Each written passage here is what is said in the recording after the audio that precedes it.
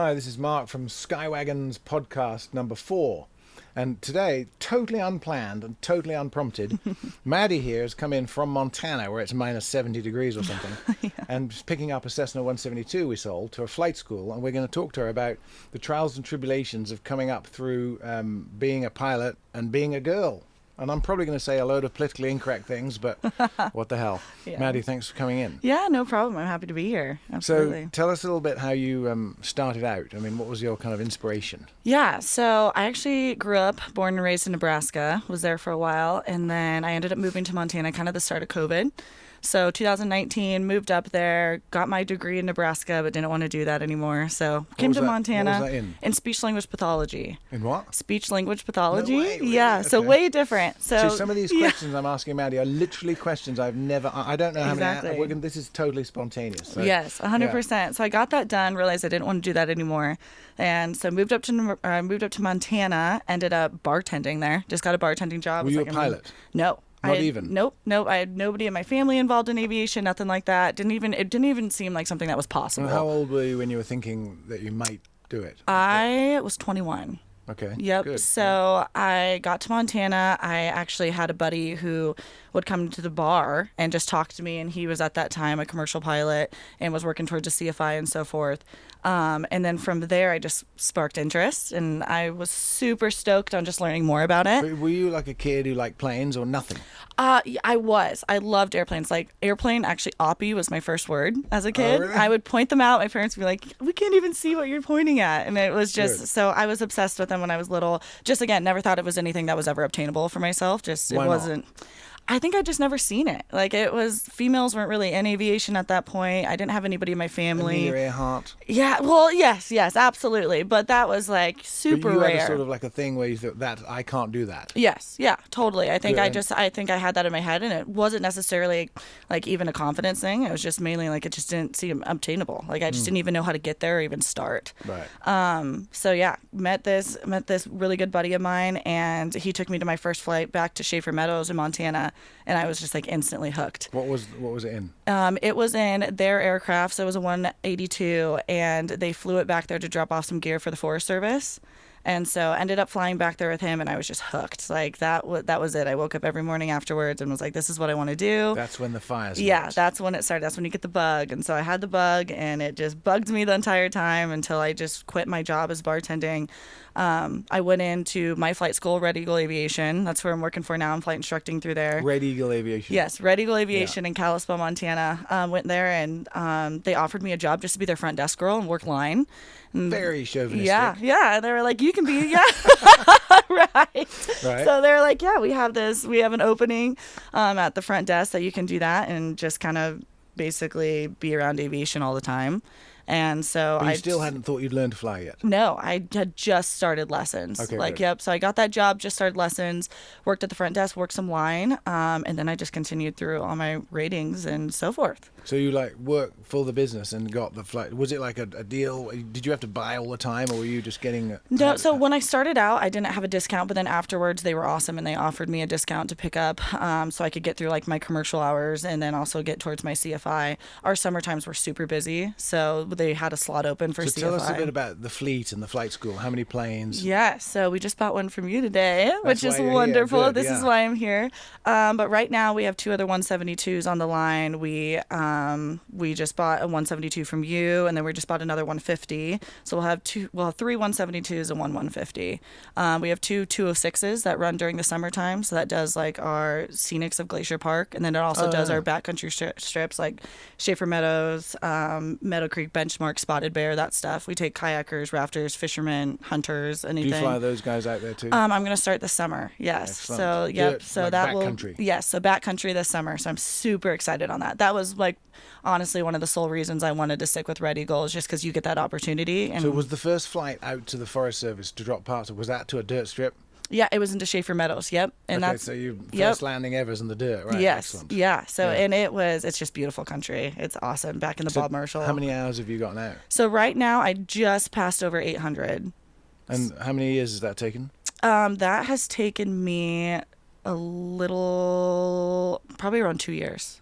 right around 2 Bloody years. hell, really? Yeah, like when I when I finished out my private, took a little bit of a break, and was just trying to work and get money for So you're this. 24 now? I'm 25. 25, Yep. 800, okay. Yep. And so I started having an interest in flying around 21, 22. I think is when I started doing a little bit of my pilot training, took a break. I had a hold up on my medical for a little bit, and then jumped right into it at like 23, and then got my license done 23, and then 25 now. I'm right around 800 400 hours a year. I have been flying my tail off. That's like 7 or 8 times more than the national average. Yeah. I mean, I quit the front desk job at Red Eagle, and I flew close to 7 to 8 hours a day, almost every single day to get my commercials hours done. I took like 4 check rides in a span of like 4 months, 3 to 4 months. So you've got obviously private commercial instrument. Yep. I have my instrument. Yep. Yeah. And then I have my CFI, my CFII as well. Really? Yes. So it's been awesome. It's been a great journey. And so tell us about the trials and tribulations of being a girl and fighting the chauvinistic atmosphere of pilotage. Absolutely. Because that's definitely there. Because my viewers here are 22 to 58-year-old male. Yeah, absolutely. You know what? I'm gonna probably have a little bit of unpopular opinions on it. Say what you think. Yeah, I'm a huge advocate for women in aviation. Obviously, I think it's really big for especially our younger generations of girls and girls, even ladies, girls, whoever they are, women nowadays to actually understand that this is something that they're definitely capable of doing. I don't agree with just getting jobs because you're a female or because of anything that basically is saying that you should get this job not just based on your own abilities and how well you fly the airplane and how well you do your job. I think the best person who goes into a hiring room should get the job. It shouldn't be whether or not they're a female or so forth. I know for myself, like I'm a pilot. I don't love when people come up to me and they're like, "Oh, you're a female pilot." It's like, I am a pilot. That's what I do. Like I put, that's what you do. Yeah, like, no, but like No, that's why I said this would be interesting for you to come and talk because of exactly that. Yes, and I just had this conversation with the 2 guys I flew down here with this morning at breakfast, because I just see so much stuff on social media now and so many people that are like, go from 0 to hero in 2 months, and like female in aviation, like you can do blah blah A B C D just because you're a female, you know. And I am don't get me wrong, I'm a huge advocate for females and everything. You should be doing it because you're a human. You should be doing it because you're human and because this is your passion and because you're good at it. Like it shouldn't be, you shouldn't get something just because of one way or the other. And you like planes, you should never think, I'm a girl, I can't fly. Yeah, no, absolutely. And that's what my mindset wasn't, I'm a girl, I can't fly. When I was at that time, I just remember thinking, I don't even know how to get there. Like, I don't even know what my route would be, and I don't even know if I how even to get there and start my journey. So you went because you worked as a receptionist and you were like in a flight school working. Yeah. What would you say to a 20-year-old lady who's thinking of learning to fly, who doesn't work as a receptionist at a flight school? What would they do? You know, I think the biggest thing for me was to just immerse myself in aviation. And I knew the only way I could do that is I was going to take any job that the airport offered me at that time. Right. So, washing them. Yeah. I'm like, I'll mow your lawns. I will do whatever it takes as long as I'm around this every single day. Because I didn't know the steps on how to get there and what to do. And if I wasn't around it every single day, I don't know if I would have completed everything. I would hope so. I hope I would have found another route. But for me, that was the end all game. It's like I get myself in there, immerse myself, and I make sure that this is something I want to do too. Because I hear of so many people who are, you know, as an instructor, like I have students whose parents are pushing them to do stuff who they don't want to be there, you know. And it's like this is a big career in industry, or even if you're trying to do it as a hobby, like this is something you need to love to do if you're going to do it. Have there been anything in the last 3 years where you thought, oh, I don't know if this is right? No. Good. No, I have just been obsessed with it. It has basically just been my life, and I could not be happier. I've basically, my life now is built around aviation because this is what I love to do. And what's in the future? What do you think? Because I mean, if you're 25 now, you've got 60 more years. Yeah, how exciting, right? Like, give me more. Right now, I'm staying pretty open because there are so many opportunities in it. But at least with my mindset and my goal, things can change. But I would really love to do like maybe some part-time military and some part-time airlines. I also love backcountry stuff, so I could find a way to keep doing that. Can you do part-time airlines? Well, maybe there are some. So I've heard some people who are in like the Air Guard, Oh, yeah, and yeah, then you who can are do National also Guard. doing and then who are also doing airlines. And my dad was a military guy. I have such like support and respect for our military, so that's something I've always wanted to go into and have always had an interest in. So if there's any part of me that can do what I love to support a greater good, that's kind of what Fixed I'm wing. Yeah, that's kind of what I'm Not looking for. helicopters.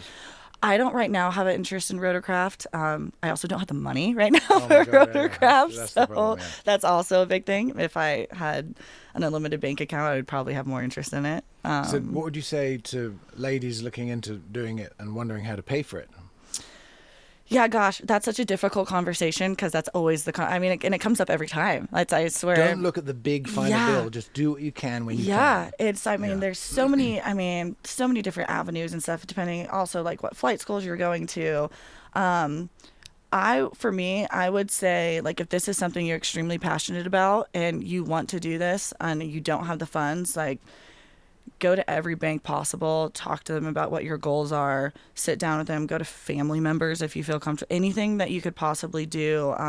If you need to work, if you need to work for a year to 2 years nonstop, just to and this just depends on how much you want it. I think if you want it enough, you'll figure out a way to Well, get the bottom it. line is if you stick with it, you will Yes. always get Yes, it. it's an investment. Like Yeah, yeah. it's definitely investment. At least it is right now with how everything is going. You put a lot of money forward just to kind of have the hope in getting it in return. And right now it looks like Red Aviation, fixed wing pilots are getting paid pretty well. Oh, yeah. So yeah, the young females that I right now instruct, they're kicking ass and they're doing awesome. Do you have a lot of girls, ladies, women coming to you because you are and they can relate better and they don't want to be taught by a guy? You know what? I think so. I definitely think so. For me, I switched when I was going through my ratings. I had a male and female instructor, and they were all wonderful. But I think like especially with our younger generation, like our high school girls, I feel a little bit more comfortable with having a female instructor. I think for sure, absolutely. Yeah. A new thing we're doing at the end of these chats is rather than just go, thanks very much, goodbye, I'm going to ask them, just drop you right in it and say, have you had any sort of, I learned about flying from that events? Oh, Something that, tell us one of your things that's happened. Oh, one of them. Goodness. I started out my private in a 150. I did my private license in a 150, switched over to a 172 for instrument, commercial, so forth. I would say one of the biggest learning conditions for myself being in Montana was just like weather. I have, it's so easy to go jump outside and look at the sky and be like, oh, it's a great day. But I've definitely been caught in some not great weather conditions, fog related, icing conditions too, that have definitely been a major Scary. Yeah, definitely a scary wake up call for me. Just being more aware and looking more ahead of stuff and not feeling any external pressures to get in the sky, or not just being needing to get in the sky because we've here, been. It's gorgeous. I don't have an instrument rating. Yeah. It's you've blue seen what it's skies like and so sunshine. Tell us a little bit about some of Montana's icing levels. Yeah, so we're super up north. We live around like an hour away from the Canadian border. We're in a valley, so we get super socked in. Lots of icing fog, lots of low level wind shear at our airport. Just freezing temperatures a ton during the winter. This has been a little bit of a funky winter for us. We keep going through like cold and warm kind of streaks right now. Meaning like 38. Yeah, warm like in our 20s to 30s. We're like, yes, it's not below freezing. Did you go because of that? Did you go private instrument? Immediate, straight into instrument. Yes, absolutely. And I tell all of my students that are just wanting to do privates for hobby, like, you need to get your instrument training done here. Like, especially living in this area, flying in the mountains. And overall, like, really, I think it just makes you, especially like in our area, just makes you a better pilot. It'll just make you more aware, a little bit more cautious, and so forth in good ways. Like, you know. What were your hours? How many hours did it take for you to get your private? For my private, I believe I tested, if I can recall, I believe I tested around 80 hours. I had an 8-month wait on my medical. So during that time, I was still flying. Oh, so you're building up time you perhaps didn't even need to do. Yeah. For fun. Yep. I went in like a week before I was signed off to solo and to get my medical done. That what was my anticipated solo, basically, is he's like, I think you'll be ready to go in like a week or so go in and get your medical done. And I ended up going in there and getting deferred. So I was on an 8-month wait for it. Yeah. But during that time, I was like, I can either stop flying and then have to redo everything, or I can just continue because I know I want to do this as a career and I want to build hours. Right. And so I continue to do so. I think I believe I tested around 80 hours for my private. And then straight into instrument, how many? I took a little bit of break there, financial reasons. Had to figure out finances, of course. Because that's 40 more hours. Yeah. And I mean, and then like I knew I wanted to do commercial and CFI and double I, and I knew that's what I wanted. And it was just better for my situation, just have all that money up front before I started it. Did you combine any of them?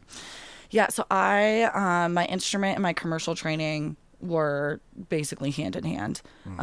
Is that the same check ride as well? Nope. I did it 2 days apart. Oh, okay. Yep. So I did my instrument, and then I had the day after that, and then I did my commercial one. Brilliant. Yeah. So I did those, and then a week later I did my CFI, and then 2 days after my CFI I did my double I. Damn. Yeah. So I was falling. I was at the airport all day long. I would be falling asleep in the simulator room, and somebody would wake me up like in the morning. Like I was just there nonstop. I had an awesome guy who built and was doing the same thing. Our check rides were a day apart each time, so we kind of had a competition, and we built all our hours together as well. And he was awesome. So that helped me a ton get through stuff as well, having somebody else going through it with me. So you've got today another 8 hours. Yeah, probably more. Do you think it will be? Yeah, probably more. It was 8 yesterday in the Mooney. It was 7.9. So I'm thinking you're gonna have to weave your way back. Yeah, and the 172. We're gonna have to weave our way back. We've got some weather. It's a 180 horsepower though. It is a 180 horsepower, so hopefully we won't be that much slower.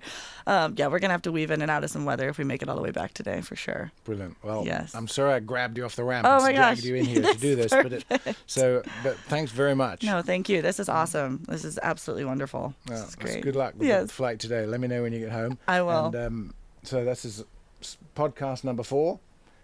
Thanks very much to Maddie. Yes. And if you like it, there's a subscription here and a bell you can click on.